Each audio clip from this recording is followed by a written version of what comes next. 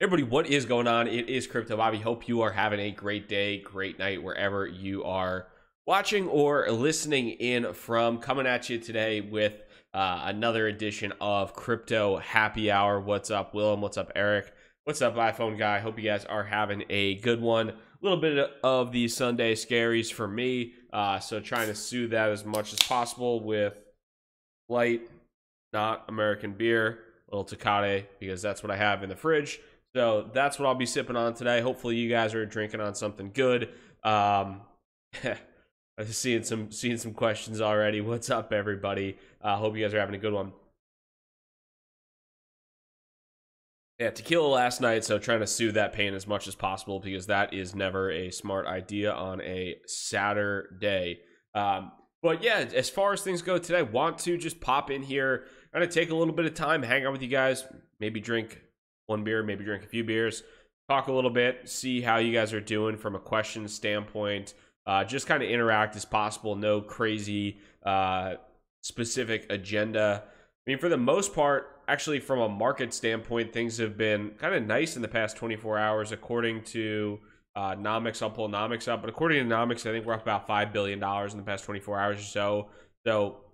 Yep, so kind of a nice little steady upward movement recently in the past 24, 48 hours. Nothing massive, but at the same point in time, it's better this way than a few other directions that we've seen recently as well. So happy to see where we are going right now, and for the most part too, if we pull up on Chain FX, 24-hour change versus USD, a couple assets have been doing fairly well. 0x ever since the announcement of potentially getting added to CoinBase has been doing very well. So the 0x token has been crushing it. Decred, Nebulous, Nas, Bluezell, Gnosis, Funfair, Archain, which I have a couple of good ones. Ooh, shit. Apparently my hopefully you guys didn't have to catch that too much, but apparently my freaking allergies are just going nuts, so trying to soothe that with beer as well, even though that has nothing to do with allergies at all. But popping over, so I'm seeing some of these questions. What's up, Crypto J? What's up, Mar? I hear Josh Harris saying he's drinking LaCroix and vodka. That's what's in the other thing, coconut LaCroix. Why not? It's also a favorite.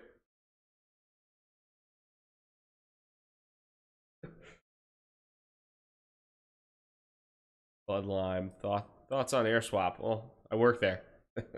Those are my thoughts.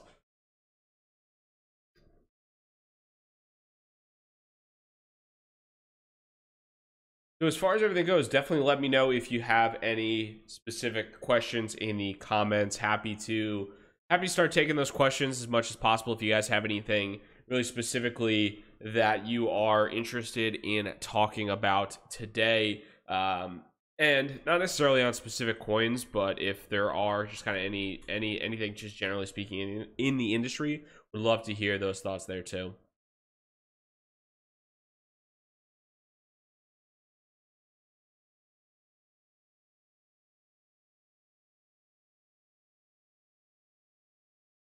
Upload 3.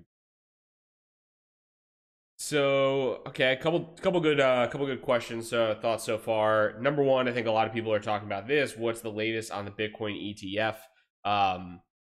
So from everything that I'm hearing from the people that I haven't like done the full evaluation, and I'm not an expert at ETFs by any stretch. I obviously know what ETFs are, and the potential impact on what this would do for Bitcoin just from an accessibility perspective. But as far as the likelihood of a Bitcoin ETF getting approved, from everything I'm hearing, this is by far the best positioned it has been in the kind of history of Bitcoin per se. There have been a lot of different times where Bitcoin has tried to, or there have been different companies, whether it's been the Winklevoss twins or Van Eck or a couple other groups that they've tried to do a Bitcoin ETF and they've gotten shot down. This time, apparently, from the, I think it's the CBOE, is the actual one who is putting in the application. Off the top of my head, I forget if it's CBOE or CMA, but a larger organization that's apparently better positioned for approval. I am still doubtful on the actual approval process, or on the Bitcoin ETF actually getting approved. So I'm not building up my hopes too much. I mean, from a trading perspective, I think, we might see, maybe we'll see some hype going into August 10th is apparently the day where a lot of this stuff, kind of gets discussed and gets determined for this iteration of it. But we'll have to see what ends up happening there. Myself personally, I would probably put it at like a 70% chance it doesn't happen, a 30% chance it does. So that's just my overall thoughts. What's up, Frank? What if the ETFs don't move the market? So if the ETF gets approved, I would personally believe that. So if the ETF does get approved, I would personally believe that you are going to see a big market movement to the positive side. Going to see a market movement to the positive side, like very, very heavily. Will that in the long run actually do all that much for Bitcoin? It remains to be seen, but if it does get approved, I think you're going to see an explosion in the Bitcoin and crypto asset prices personally, because it technically opens the doors to a lot of opportunities here. Somebody tweeted recently, I'm trying to see if I can pull this one up. I think it was Charlie Bilello.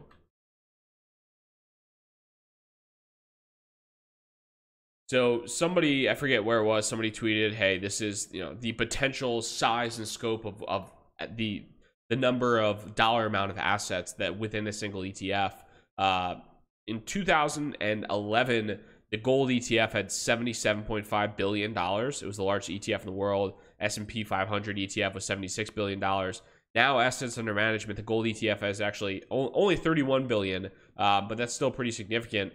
The S&P 500 ETF is $266 billion.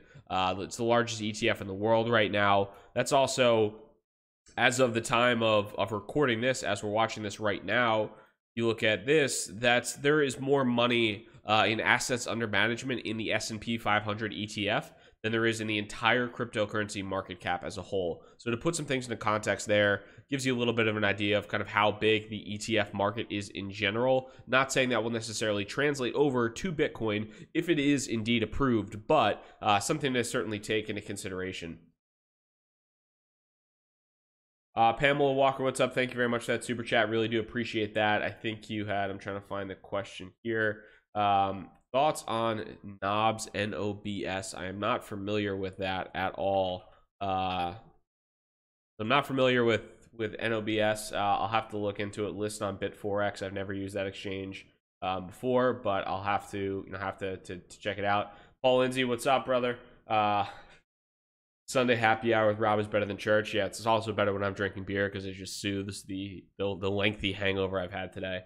Also debating whether or not I should do a burrito or buffalo chicken tonight because got to get as unhealthy as possible on Sunday.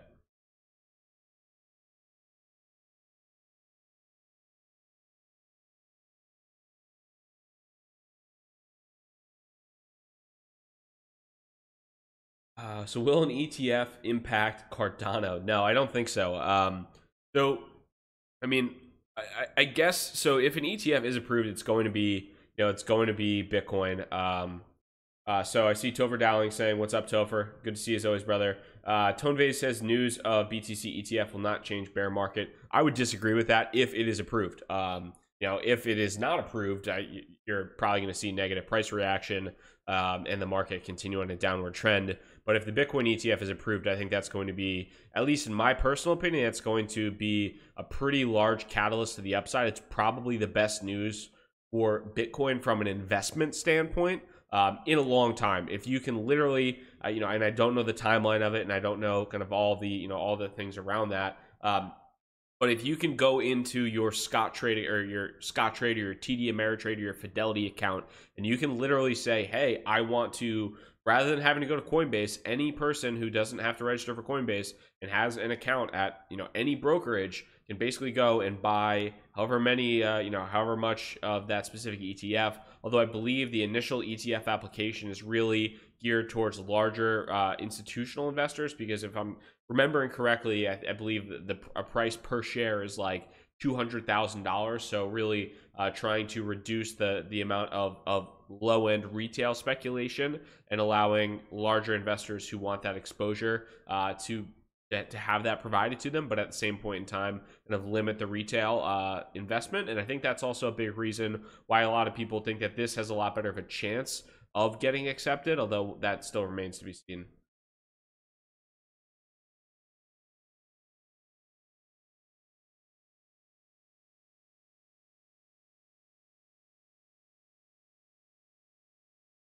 So what do we got here?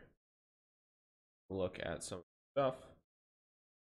So somebody said Robinhood blows Coinbase away. Yeah, Robinhood. So I haven't gotten a chance to use Robinhood. My state's actually approved for it. So I can use Robinhood. I've actually had a chance to talk to one of the guys that's running the Robinhood product, the crypto product. So I'm really excited about Robinhood entering into the space. I think a lot of people are like, why aren't they in every state yet? Because there's money transmitter license and you have to register in each individual state. There's a bit license in New York. There's a lot of stuff that Robinhood has to do, a lot of money that they have to spend on regulation. And they're also trying to advance their product as much as possible. I'm personally not a Coinbase hater. I know a lot of people hate Coinbase. I am not a Coinbase hater, but at the same point in time, I do think that the more competition, the better. And it's going to be a positive thing to have somebody else innovating in the space at the speed of Coinbase, if not faster than Coinbase as well. Human from Earth, you missed my question. Can you address me? You're the only one with questions, homie. You're the only one with questions.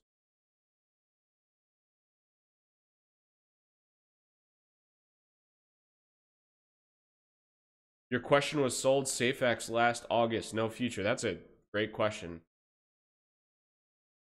Thank you, Human from Earth. That is extremely insightful. Extremely insightful. Thank you. I appreciate your question, sir.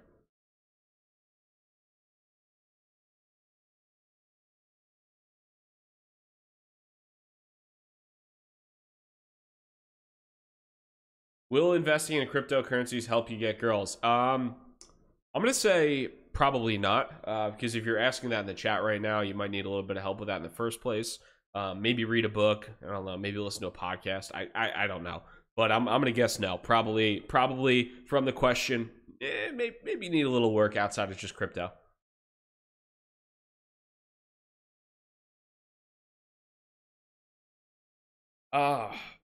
So shout out to, not only did we have Proof of Work 3D, now we have FOMO 3D, and now it's spamming in the chat as well. So shout out Cryptoons for your FOMO 3D spam. I'm sure it's no different than Proof of Weekends or whatever bullshit pyramid scheme, ETH scheme that these people tried to put together. And I called that out, and they were like, no, Proof of Weekends is great. I'm sure that's still a super active D-app, and nobody bought the top, and there wasn't literally a pyramid scheme there. So shout out to that. FOMO 3D is going insane. God damn it, I hate you. Brian Jones, happy birthday, brother. Happy birthday. That's the news I want to hear. Dale Thomas, what's up? So I could talk a little bit about Tezos. I talked about Tezos recently. I bought Tezos from a friend who participated in the ICO. I'd met him in person. I bought it OTC. I literally just sent him Bitcoin. He sent me back Tezos. Tezbox is apparently the go-to wallet for right now, but I believe that the actual Tezos Foundation team is building a better GUI wallet to store things in. So that is what I will migrate to. But Tezbox is right now supposed to be the easiest, best place to store things. Some people have had concerns about it, but for me personally, that's what I'm looking at. But when I'm just looking at Tezos right now, I know a lot of people are not. I don't know, whatever. Luckily, it's up 13% today. I bought it at $2, so that's nice. I don't hate that at all. But a lot of the reason for me around kind of acquiring Tezos is, number one, like I said before, I looked at the other competition on on-chain FX from a general purpose platform play. You could consider Ethereum, EOS, Cardano, Neo, Ethereum Classic, all kind of in that same range. Tezos actually has a pretty good amount of respect in the industry, not from from like a tech standpoint, not from a governance standpoint, even though with the whole shit show with their foundation. But I didn't participate in the ICO, so for me at least, it's water under the bridge. But what I look at, I think the big thing for me right now, with Tezos is acquiring before it's on a majority of exchanges. If it gets listed on Korean exchanges, if it gets listed on Binance, if it gets listed on Bittrex, I do think you're going to see a massive increase in accessibility, and I think there's a huge accessibility discount right now for it. And when that does go away, I think you'll see potential price movement to the positive side. I don't think Tezos will go in an opposite direction. If a bear market continues, I think it'll still go down. But if we do see significant upside in the market at any point in time, I do think Tezos, because it really hasn't seen some of the bear markets that we've seen, and or it hasn't seen some of the bull markets in the past. There's not as much, or futures charts to look at, but they're not as dependable. So I think that without the data, it could be interesting to see what happens at Tezos. Is Tron dead? Who could have thought that? Hold on, let me.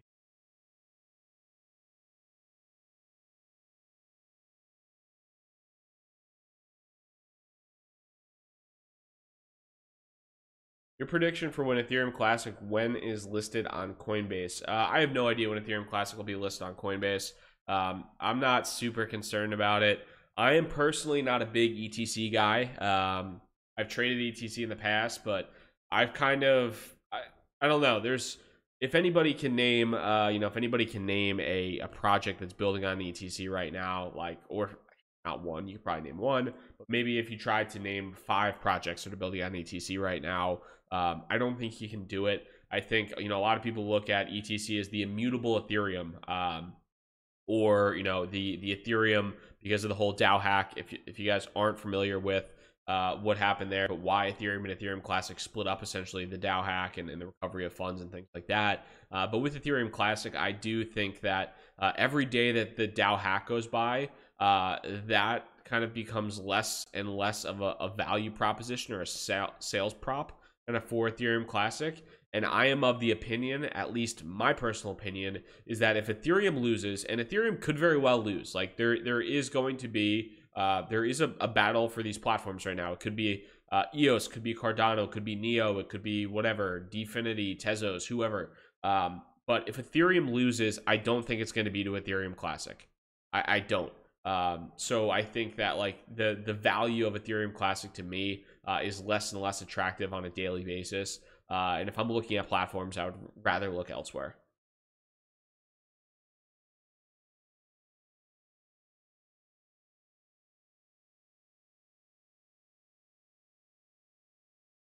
Bill Smith, what's up, brother? Bobby, what are some good books that you've read about crypto or investing in general, or even unrelated to crypto?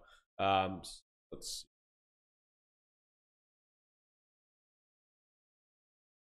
So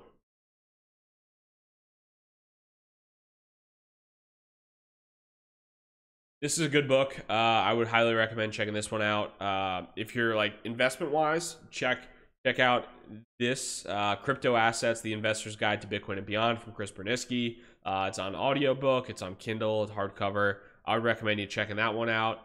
Or I would also recommend, if you are just interested in, generally speaking, the history of Bitcoin and cryptocurrency, I would recommend you check out Nathaniel Popper's Digital Gold.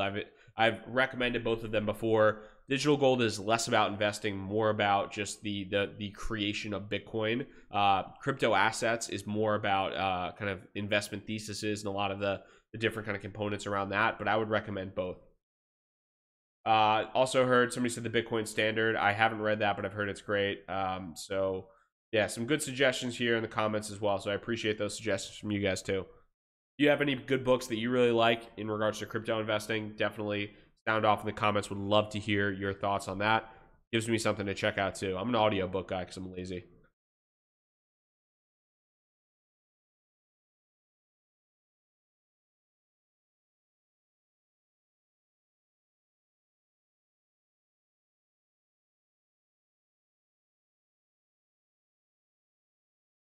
Crypto assets, my favorite word. It's my favorite word. Absolutely. Stefan, also interested in hearing your thoughts on Zcash from a technology perspective. Good question. Zcash is So, I mean, I think from a privacy perspective, you look at they're the two big dogs in the room are Zcash and Monero. Very different approaches to, I would say, very different approaches to building a decentralized cryptocurrency. The argument can pretty easily be made that Zcash is fairly centralized, or a lot more centralized than Monero is. And you're also talking about optional privacy versus full-on privacy, really, with Monero, where you can have private transactions with Zcash, but you have to actually opt in to do that. With Monero, it is fully private. I also think that it's interesting with Zcash getting approved. Sorry for the Takade burps. It's interesting with Zcash getting approved by the New York Department of Financial Services, the NYDFS, which is a tough thing to get approved by, to be traded on Gemini, and then it's also one of the Zcash is one of the considerations on Coinbase.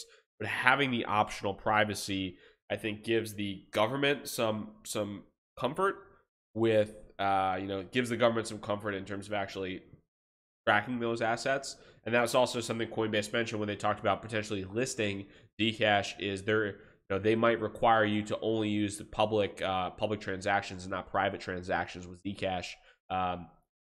So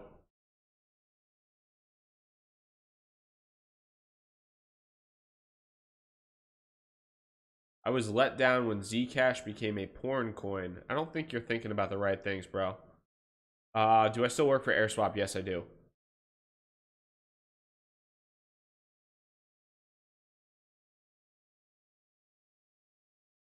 So the 5 possible coins will pop over. What do we got here? So actually, it's right here. 5 crypto assets that could be listed on Coinbase are Cardano, Zcash, 0x, Basic Attention Token, and Stellar Lumens. And all 5 had pretty big days. Cardano pumped up fairly nicely. Basic Attention Token went nuts, up 27%. Zcash went up nice, 26%. Got Stellar up 12%. 0x, ZRX up 33%. So those are the other ones that are mentioned in this. Those are the other ones that are mentioned in this article here. And there was a specific blog, and so we can pop over here. There we go. So the blog post, this is what I was referring to. There's a couple different things that made this interesting, but they say a few different things where they say, we're not guaranteeing we are exploring these, we are exploring these to get added to get added to the platform. We are not guaranteeing that they will be added to the platform. And they also mentioned too that they might just be supporting the trading of these assets. They might not be able to actually withdraw them from the website, similar to like kind of what Robinhood has right now with some of these assets. And then, like I said before with Zcash, they might have support or only deposits and withdrawals from transparent Zcash addresses, meaning that the government probably would look a lot more favorably on the regulatory addition of Zcash if it's only transparent Zcash addresses and not private ones.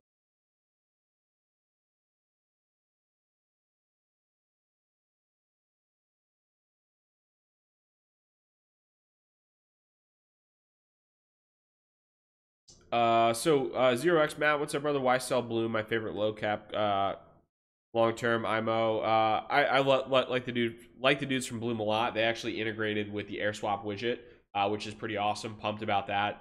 Just had to consolidate assets into a couple different things. Wanted to move things around. Still really like the team, really like the project. Love that they integrated the AirSwap widget, a couple other things as well. But just had to consolidate some assets around. If Stellar gets listed, then so will XRP. I've heard some things kind of behind the scenes as far as XRP goes with Coinbase. Some people are saying it's political. Some people are saying that I don't know. There's a lot of different things that people are saying. Personally, I think it's probably more on the regulatory front, but because I tend to believe that Coinbase, if they had an opportunity and if they could trade the 3rd largest crypto asset in existence, something that would give them a pretty high number of fees, that they would go ahead and do so. But there are people saying it's a conspiracy theory, it's political, blah blah blah. I think that's BS. I think that's stupid, but who knows?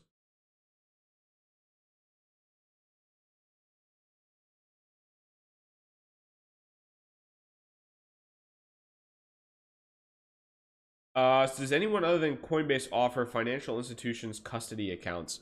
So Ledger, if you have a Ledger account, if you have a Ledger wallet, Ledger is actually working on. Here's what we got. Ledger.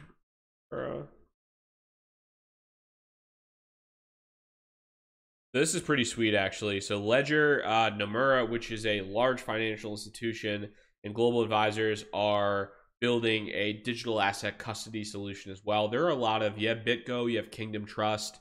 There are a lot of companies that are just racing to build custody solutions right now because the winner or the winners there will probably do well financially. There is I feel like a pretty large demand from a custody perspective of insured digital assets. And this could be something, this is specifically Ledger, like you are probably familiar with, the wallet company, but they also have more enterprise, high-level solutions outside of simply the little USB wallet sticks that I'm sure many of us are using and know and enjoy. But outside of Coinbase, one of the other ones that is interesting to me is what Ledger and Nomura and global advisors are doing as well. Isn't Zappo doing so it's actually, that's Zappo spelled, that's the shoe company, but spelled there. But yeah, Zappo is Wences Casares, who is a Bitcoin OG's GHG. Wow, actually, does Bitcoin go up a little bit? Am I streaming live and Bitcoin's not falling off a cliff? Huh. Okay, it's approaching 6,400. And as soon as I say that, it drops a few dollars, but. Yeah, no, Zappo is pretty interesting too. There's an awesome article if you guys are ever interested in this. Let me see if I pull it up real quick. Zappo Vault.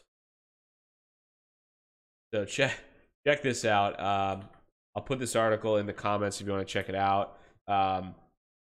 But the secret Swiss mountain bunkers where millionaires stash their Bitcoin coins or the Bitcoins. This was from October, but there are. Let's see if we can. The pictures, yeah, they like go into they go actually into the vault. It's pretty sweet. It's like a really cool article, really interesting. So like when people talk about like custody, like you can see like it's literally in the side of a damn mountain, like they're storing atomic bombs or some shit, which is pretty cool.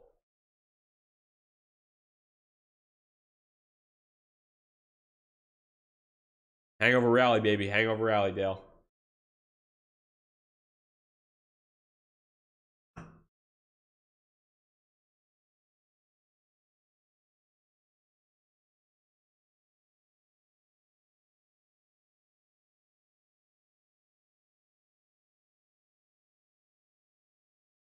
So taking a look at some of these questions right now. Just heard billionaire investor Steve Cohen has entered the crypto space. What are your thoughts? So yeah, I think Steve Cohen's been in the crypto space for not a short amount of time. He invested, I forget the woman's name. She runs a fund. Who is it? I think it's Ariana. Is it Ariana? Yeah, Ariana Simpson. So yeah, he invested, I believe, invested in autonomous partners through his private ventures firm. Yeah, so Ariana Simpson is a VC in the Bitcoin crypto space. She worked at Bitco. She's very well regarded, I would say, in the cryptocurrency world. And Steve Cohen invested in her fund through his own private ventures fund. I also know I had somebody on my channel. Perhaps you saw this episode. It was Travis Kling and my buddy Rocco. But Travis actually worked at Point72 Asset Management, which is Steve Cohen's firm, and had, I believe, talked to Steve and talked to the team about crypto on multiple occasions before actually leaving Point72 to start his own firm, his own crypto VC firm. So there are some really interesting, really kind of cool things out there. And even going to that point too. So like I had a meeting. What do we got? So I'll be having these guys on the channel in later this week, actually. So CoVenture, I'm working with. So I talked a little bit previously. What do we got? Capital. So I'm working with these guys, City Block Capital. They're doing this is pretty cool for me at least. They're doing a security token for a venture capital fund. They're raising $10 million, and then myself personally, one of the co-founders of AirSwap, and then two of the kind of partners at CoVenture are helping to deploy that $10 million as investment partners with City Block Capital. But I had a chance to meet the guys from CoVenture. I actually heard them on a podcast prior to that, but I had a chance to meet them, and they're going to be on the show on Thursday. So one of the three things they have VC, credit, and then crypto. But specifically, I'll have Nikhil and Atit on the podcast. So I'll have Nikhil, who has a background at what's it called, SoftBank. He was a venture capitalist for quite some time, and then Atit was a trader at Goldman and a few other places, or trader portfolio manager at Goldman. So I'll have Nikhil and Atit, but like, you guys are gonna love on Thursday. You're really gonna love that episode. It's like two guys that like know their shit cold, like down pat. So it's gonna be fun. It's gonna be, definitely stay tuned for that. And then I'll also be having Andy Broomberg from CoinList on the channel this week as well. So two awesome interviews coming up. He was the CEO of CoinList. Now he's the president of CoinList. So I'll have Andy on the channel this week, and then Nikhil and Atit from CoVenture, who are investing in the crypto world with a significant amount of money. So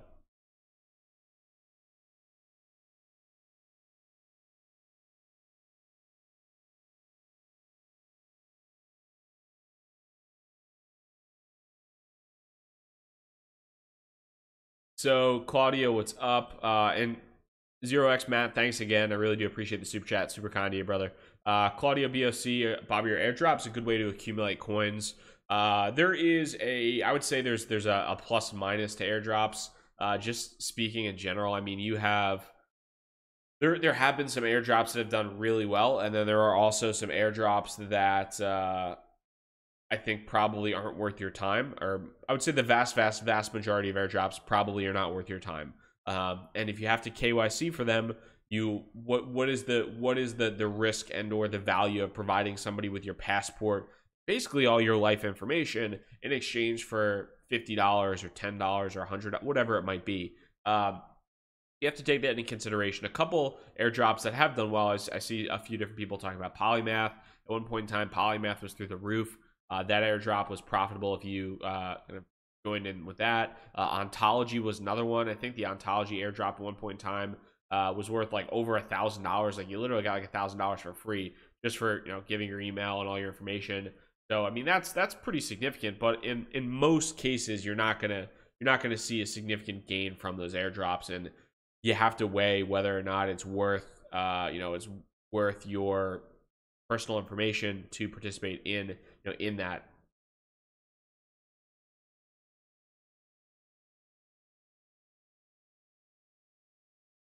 Somebody said my crypto desktop app is good. Yeah, my crypto, and if you guys aren't familiar, a lot of you are probably familiar with My Ether Wallet. So the My Ether Wallet, the founder of My Ether Wallet split, and I believe took most of the developers. My understanding is the My Ether Wallet, kind of the technical engineer, the initial kind of engineer, stayed in My Ether Wallet, and then I believe her name is Taylor, if I'm not mistaken. Taylor left to create My Crypto, and most of the solid engineers joined her team, and they've done some pretty interesting things like creating a desktop app. And I think they've improved the UI a little bit and made it a little bit better. So I've been using My Crypto over My Ether Wallet personally. I haven't gotten a chance to use the desktop app, but I would, yeah.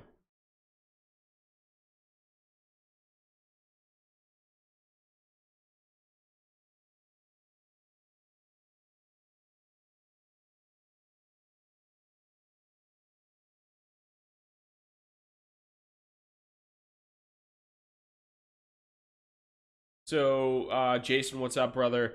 Why does it seem that there is an inverse relationship in the market between the performance of Ravencoin and Bitcoin and mostly other alts? I don't really think there's been an inverse relationship as of late. I mean, if you were in the market last year, there were a lot of times where it would literally be like, altcoins would run and then really pull back, and then Bitcoin would run, and there would just be these like kind of off and on cycles where like Bitcoin might run, then altcoins might run, but for the most part, they did not move simultaneously. Now for the most part, everything is kind of tied to Bitcoin. If Bitcoin moves, Takade, if Bitcoin moves, you're going to see altcoins move even a little bit harder. If Bitcoin moves up, you're going to see altcoins move up a little bit harder. If Bitcoin drops, you're going to see altcoins drop typically a lot harder as well. So I think the correlation is not necessarily inverse from what I've seen. I haven't looked at Ravencoin recently in terms of that actual correlation. But what I would say too, I mean, as far as the accessibility, the decentralization of Ravencoin is hurting it from a listing perspective. To my knowledge, Bittrex actually wanted to list Ravencoin, and because people basically, there's nobody really to sign off on the listing, you can't. It's not getting listed on Bittrex or wherever else, and like that's also the same thing with Binance or some of these other exchanges. Like Binance might charge a couple $1 million for a listing, but somebody's got to pay for that. And if it's truly a decentralized cryptocurrency, who's actually going to be paying for that? Is it somebody who invested in it? Is it a project founder? But if somebody's paying for it, is it actually decentralized? So like a lot of it kind of goes to show some of the problems and some of the issues there as well.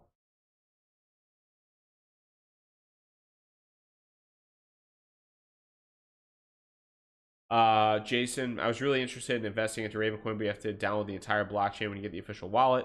Yeah, you do, but at the same point in time, I think Raven actually syncs pretty quickly, so it's not too bad. Shouldn't be too bad at all.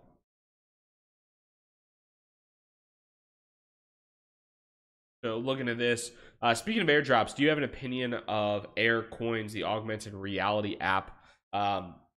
I do not. I do not have an opinion on that. The one kind of AR app that is pretty interesting is, at least to me, is Decentraland. Decentraland, I feel like, has a lot of respect in the technical community, and I'm excited to see how Decentraland ends up working out, but I don't know too much about Aircoins personally.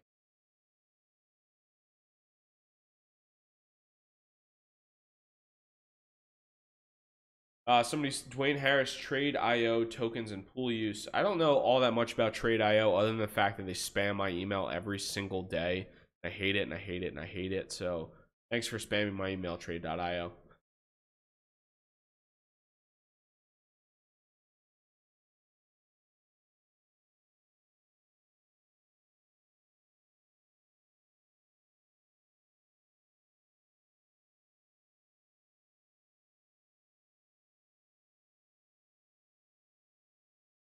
So looking at I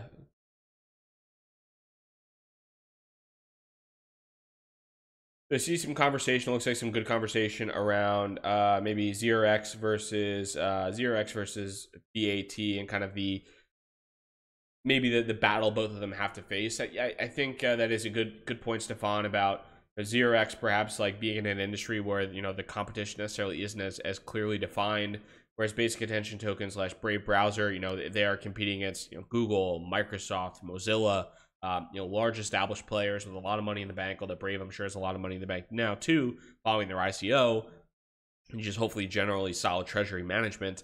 But yeah, I do think that is an interesting thing, because Brave has a product associated with it. I am currently using Brave. I actually do like it quite a bit. It's pretty solid.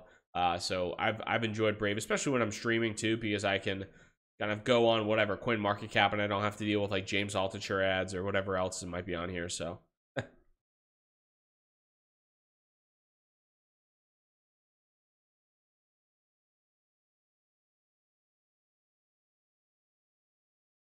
how long has he streamed? Well, you can address me. My name is Rob, or Bobby. It has been 39 minutes and 13 seconds according to YouTube. Jason, it's Tecate beer. It's eh eh. 142 calories in this picture.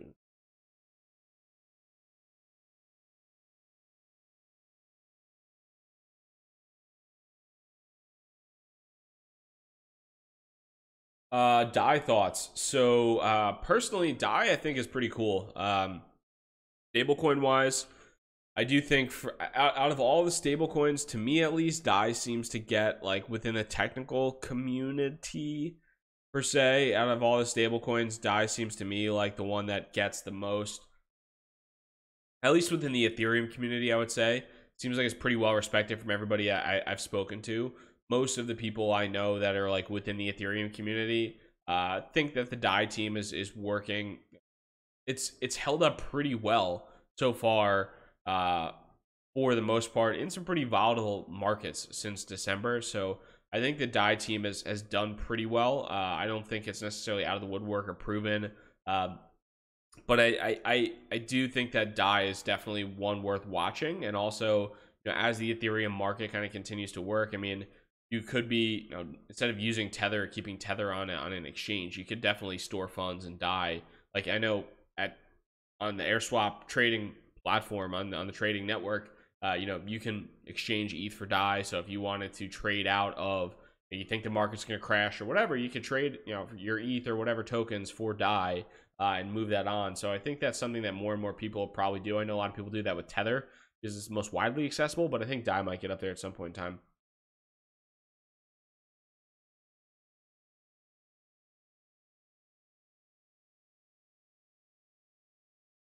Josh, yeah, Tecate is completely different when you squeeze a lime. That's what I had last night. Tequila and Tecate, both with lime. This is just straight up. I don't have a lime in my place, so I'm just drinking it straight up.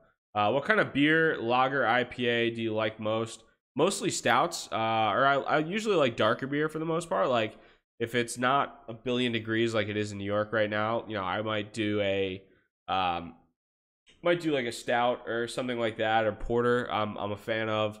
I do like, I don't know, light beers when it's hot. Light beer is not bad. Like I'll drink any beer. I'll drink IPAs. I like beer in general. I'm not a fan of fruity beers though. Like any type of fruity beer for the most part, not a big fan of. But I'll drink anything. I like liquor, or I like alcohol.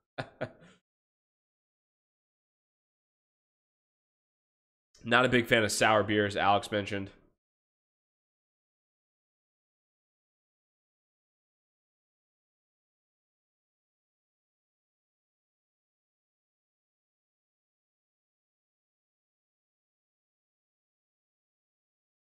I have had delirium before. I've definitely had delirium before.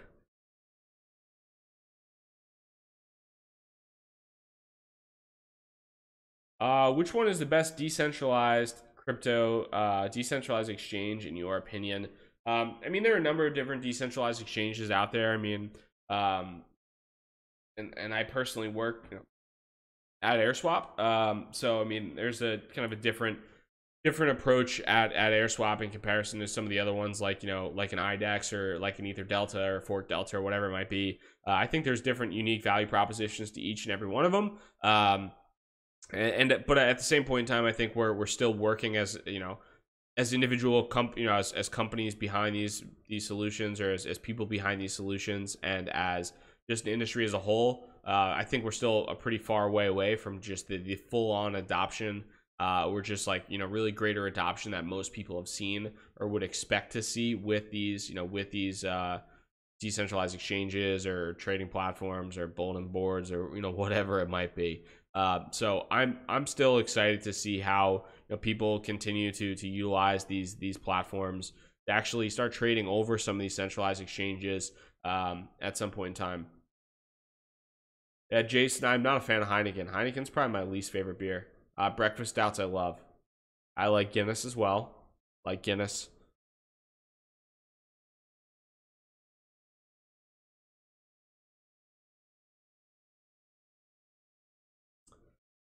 So talked about it a little bit before, Sirius, but do you expect a huge dump if the CBOE ETF doesn't work out in August? I don't know if I would say a huge dump, but it's definitely going to trade down.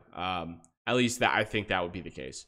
I think that if you see an announcement on August 10th or whenever it is supposed to be, if you see an announcement on August 10th that the ETF is not approved for a specific reason that is not good, maybe there's a delay or there's something else, or the reasoning isn't too bad. maybe that'll be okay. But if there's a bad reason and like it makes the outlook very negative in the future, then I don't think that's going to be great news. And I think you're going to see a sell off in the price of both Bitcoin and other cryptocurrencies.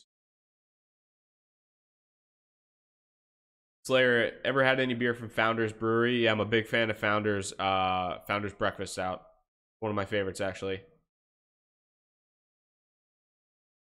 So going back to the ETF, isn't the whole ETF thing overrated? Minimum investment's $150,000 or $150,000 shares essentially. That won't have much supply demand market impact. I think that's the reasoning. Like I said before, that's the reasoning why a lot of people think it has a better chance to be accepted and to be approved, because it is limiting the amount of retail speculation, and it makes the price tag a lot higher. So it's much more catered and geared towards larger investors and institutional investors than it is towards like mom and pops that, you know, maybe have 10 grand in an E-Trade account and want to spend a little bit on, you know, on Bitcoin or something like that. And maybe at some point in time that will kind of that number will get reduced, or you'll see a different alternative ETF.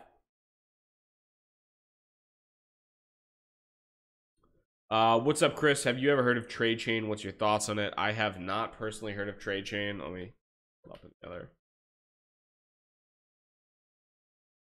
I don't even see it on Google necessarily, so I don't know if I'm typing it in right. But I have not heard of Trade Chain. So if you have a link or anything like that, you can let me know. Definitely shoot it over. But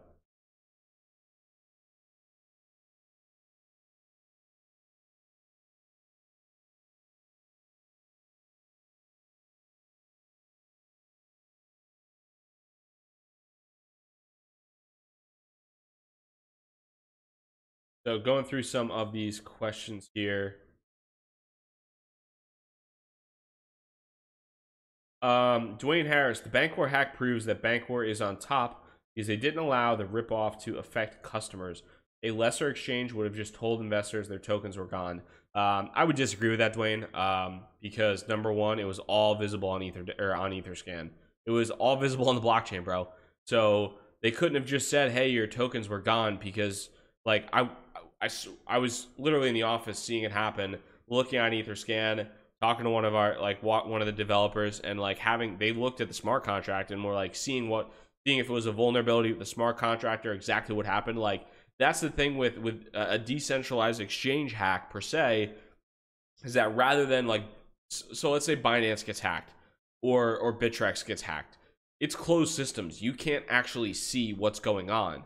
You have no, like, unless they tell you and provide that information for you, you can't actually see. With Bancor getting hacked, you could literally see every single thing that basically went on Etherscan, because you could see you could see the smart contracts, you could see the calls that the hacker made, you could see where the hacker sent funds, you could see how much the hacker did, exactly what they stole. So I don't think that necessarily proves that Bancor is on top of anything, to be honest with you. The fact that they didn't allow the ripoff to affect customers, they just that was the area where their smart contract got money taken out of it in a specific place that was vulnerable. So not to like say anything wrong with Bancor, but at the same point in time, I don't think that's like a selling proposition. It does, in my mind, it does go to show the vulnerabilities with smart contracts. And if you do not have technically sound, secure smart contracts, you can and you will be in trouble at some point in time. And it's definitely an issue. Slevin Calibra, FOMO 3D, the pot is almost 800 ETH. You can take it all. Oh, wow, another Ponzi scheme. Great, bro. That's so awesome. Yay. Yay. Oh, I love decentralized Ponzi schemes. They're my favorite. They melt my heart. Because one BitConnect wasn't enough. We need proof of Weak Hands 3D, and now FOMO 3D, and proof of Trayvon James, and proof of Craig Grant, proof of dog shit, and whatever else. Hey, hey, hey.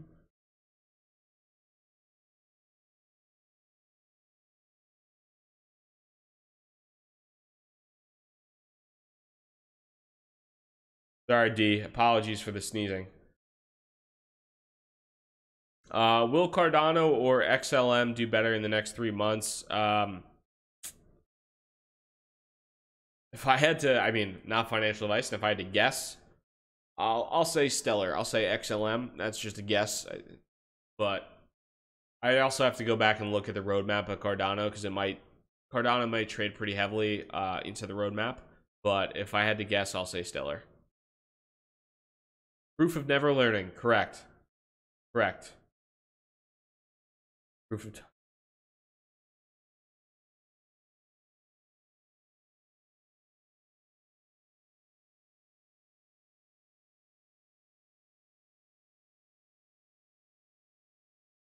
So taking a look at some more of these questions here.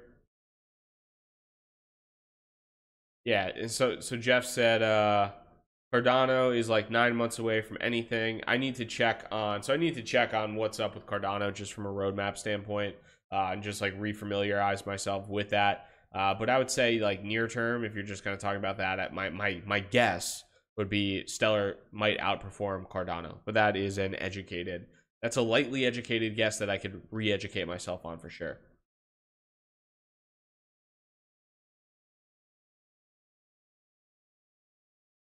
What's up, MG Blazer? What's going on, brother? Give me 1 minute to grab a beer. I will be right back. I need another one.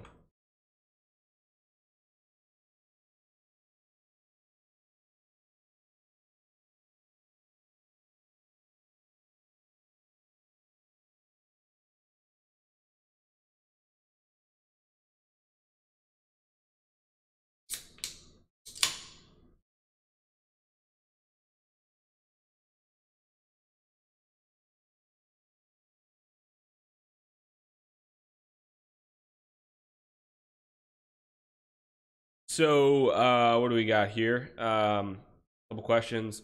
Bobby Yo, I am down 50% in my portfolio. How do I regain it? You up 101%. That's how you regain it. Shit, I don't know. If I knew, I would do that.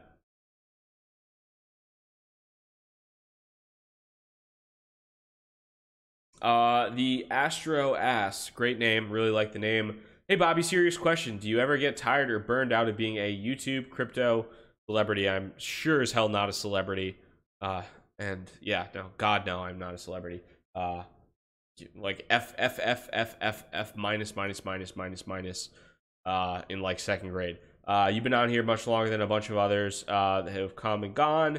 I mean, number one, I like doing this stuff. Like, it's fun. I really do. Like, I have a full-time job. I'm not like one of those people that's like, ooh, I want to, make YouTube videos and do this stuff full-time. Like, I don't want to do this full-time. I actually enjoy like hanging out, talking to you guys, having a good time, enjoying that. So, I just like doing it. I mean, the only tough part is sometimes like not that much happens. Like, it's really easy to talk about cryptocurrency when like the price of Bitcoin goes nuts, it goes up, it goes down, or Coinbase adds a couple new assets or whatever. Like, that makes my life easier because I have topics to talk about.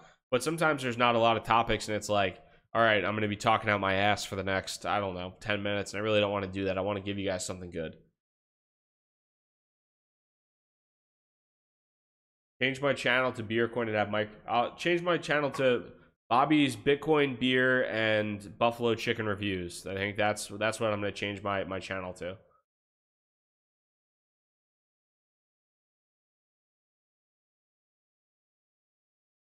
What are my thoughts on Bitcoin? Good or bad? I'm not a big Bitcoin guy. What do we got here? Hold on, I'll pull it up. So, where is Bitcoin? Is the only one on on-chain FX with a. What is Bitcoin? Bitcoin is almost certainly an elaborate scam. Its blockchain appears to have been mined in secret prior to 2014, meaning over 80% of the total supply is likely held, or at least originally held, by the coin's creators, despite great attempts at the appearance of wider distribution. Nevertheless, Bitcoin introduced the crypto note protocol, which is actually responsible for Monero, a breakthrough in privacy, blah, blah, blah, blah, blah. Yep. So, not a big fan of Bitcoin. I would never touch it, but whatever floats your boat.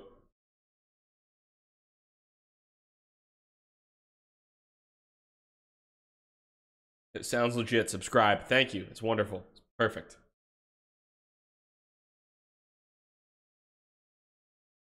Selfies all the way, Dean. Selfies all the way.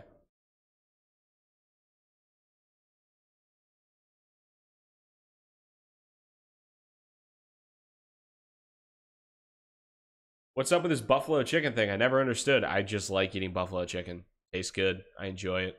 It's my life, man. What I live. Bitcoin and buffalo chicken. It's what I do. You might like Captain Crunch. You might like cornflakes. You might like cornflakes. I eat buffalo chicken. That's what I do.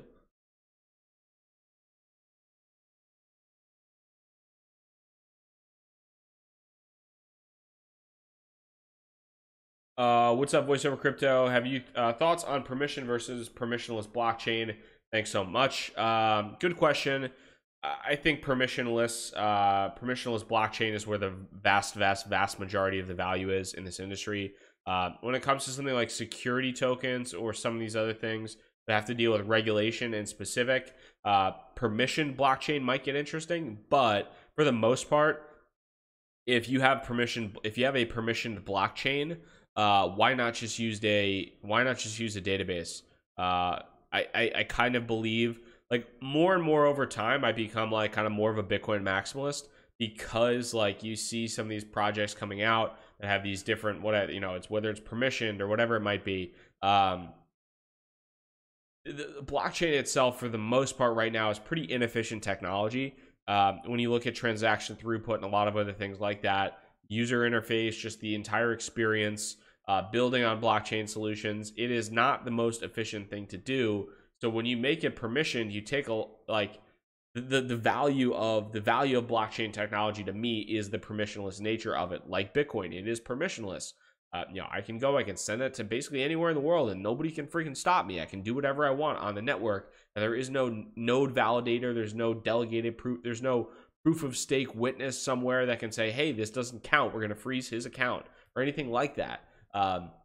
So I think that like the value mostly lies in permissionless solutions, and that most permission systems are just kind of inefficient uses of technology. Do I see EOS as Internet 3.0? No, not personally.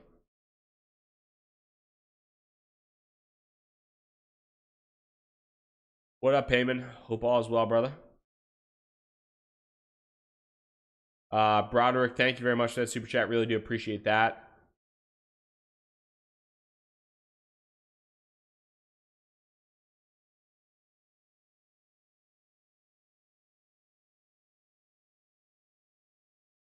So it's tradechainlabs.com is what we're asking about here.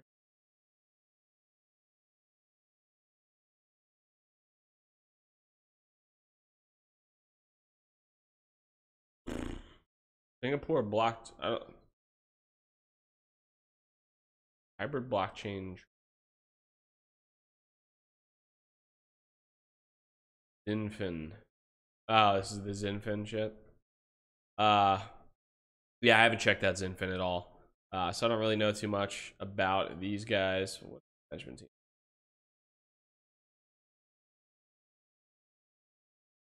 The website doesn't fully work, so that's good. Can I get to the management team? Nope. Why blockchain? Well, half the website doesn't work, so that's not a good start. Yeah, no, I'll pass.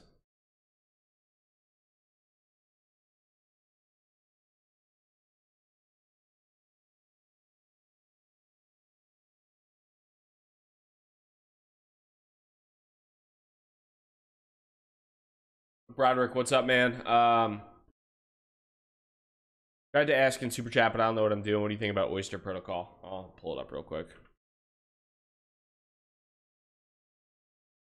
I haven't given these guys the full like rundown. It's kind of strange that it's built on both IOTA and on Ethereum, but I think like advertising wise, Brave maybe is a little bit more appealing to me off the top, but I'd have to check. I haven't used these guys. Maybe I could just put them onto my website or check them out and try to see how this actually works and how it plays in theory, because I do have websites that I can use for advertising, things of that nature.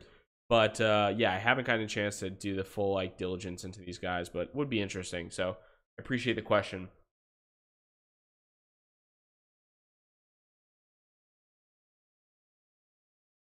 Very well. Yes. Yes, Veritasium will crush the banks. Yep, that's right. Veritasium. Yep. Goldman is shaking in their space boots right now. Goldman is like, man, Veritasium is coming and we need to watch out.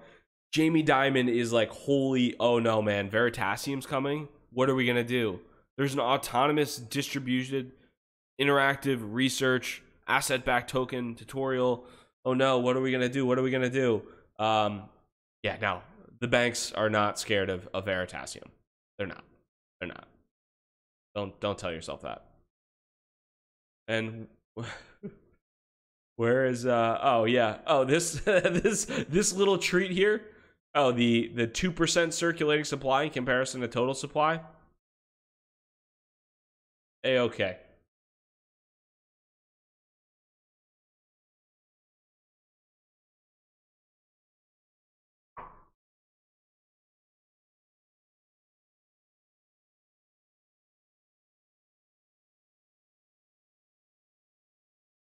I'm being a smartass today. I'm sorry, guys.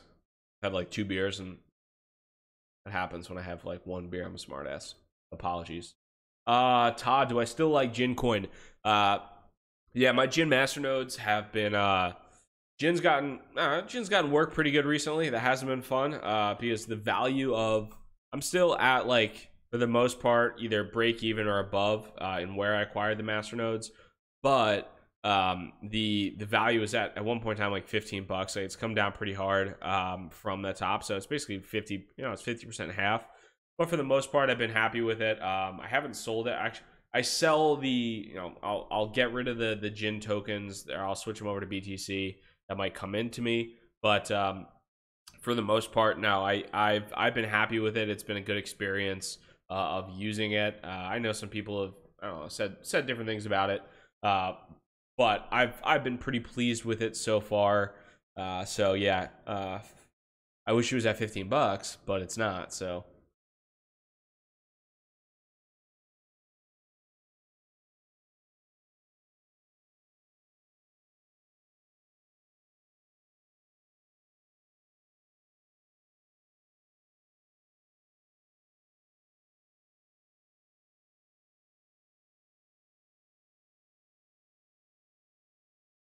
Haven't heard tulips in a while. Neither have I. Thanks again for that super chat, by the way, Tyler. Appreciate that, brother.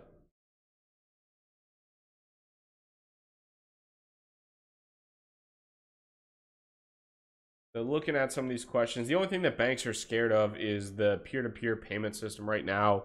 Usability is very limited at the moment, but give it a couple more years and mass lightning adoption and it'll start. It'll be interesting to see. I don't think banks are scared. Work in New York City. I know friends that work at banks. I know friends that experiment with blockchain technology at banks. I know friends that have worked at JP Morgan and Goldman, or work at those banks and actively like have discussions and are interested in this. I don't think like banks are asleep at the wheel. If you hear what like Lloyd Blankfein from Goldman Sachs has like talked about with Bitcoin, basically saying, I don't really like fully like get why it will succeed. I don't necessarily know if it will succeed, but I'm open-minded enough to understand that if it does succeed, I'll probably be able to tell you why. Very different approach than Jamie Dimon, but at the same point in time, there is it's banks are not asleep at the wheel when it comes to this stuff, and I think that they're number one trying to make money off of it. I mean, a lot of them there have been rumors about trading desks and all types of things like that, client servicing, things of that nature. But I don't think they're scared. I think they're aware, but there are people out there. There's this narrative, at least in my opinion, that like, oh yeah, their crypto is just going to come and like kick them down, and they're all going to go away. Like, I don't think that's going to happen. I think that these are intelligent, for the most part, pretty intelligent people that understand a good opportunity when they see one, and I think they also see it right now with crypto.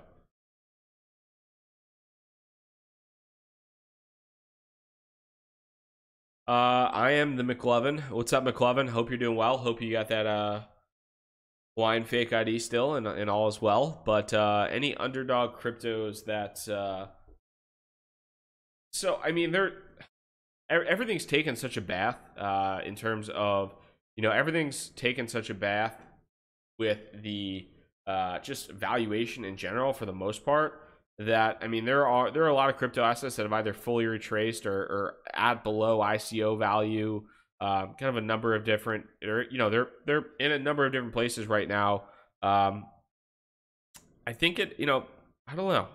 I don't know if there's necessarily, I mean, everything is kind of an underdog in this market at this point.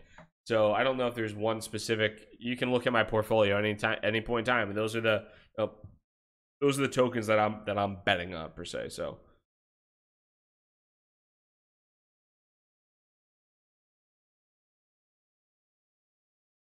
Crypto Liquid talking about another ETH Ponzi scheme. Congrats, bro. You're making sick gains. Sick gains, bro. Sure, you're going to be driving a Lambo very shortly. 150% gains.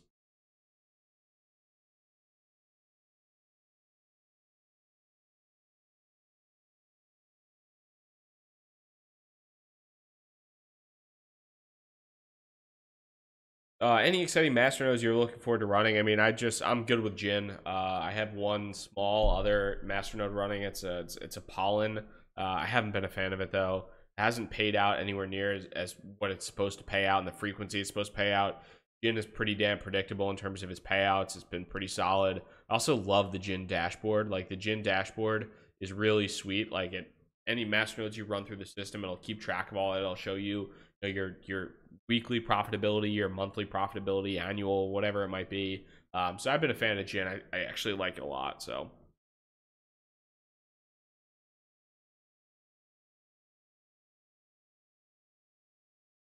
using Mad Satoshi, dealing in crap coin, shaking my head.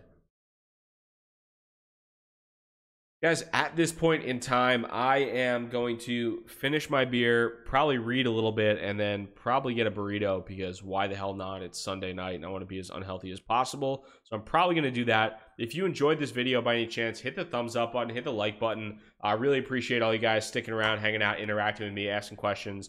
Hope this was a nice little way to spend part of your Sunday afternoon, evening, wherever you might be watching in from. If you're new to the channel by any chance, hit that subscribe button. Thank you guys so much for your time. I really, really do appreciate it. Water, beer, wine, whiskey, whatever. Cheers. Hope you guys are having a good one. Take it easy. Peace.